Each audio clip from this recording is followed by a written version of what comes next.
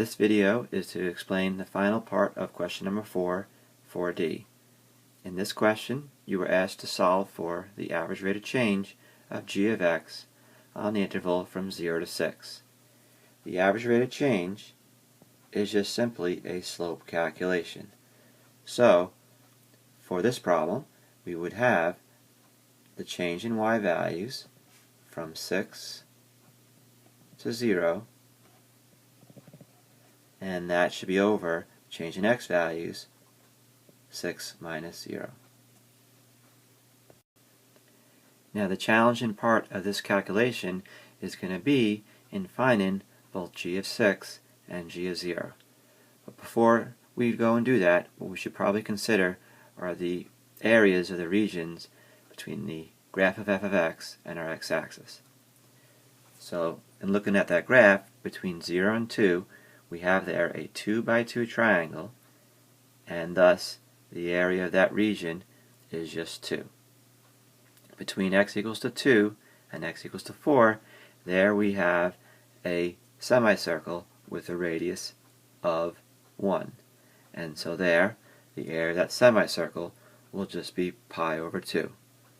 And then finally, from x equals 4 to x equals to 6, we have once again a 2 by 2 triangle, so the area of that particular region will be just 2.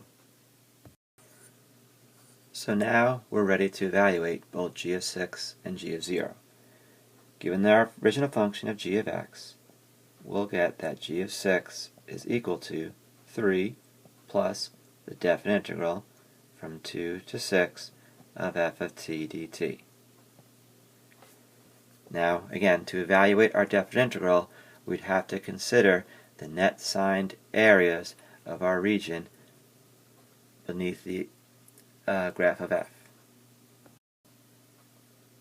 Since the graph of f is beneath the x-axis from x equals 2 to x equals to 4, we assign that area there a negative value when we evaluate our definite integral.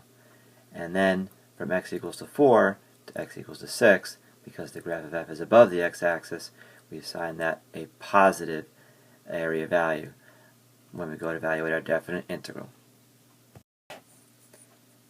So, for the value of g of 6, we'll have 3 plus positive 2 minus pi over 2, which, when simplified, just gives us 5 minus pi over 2. Now for g of 0, we'll want to do a similar thing.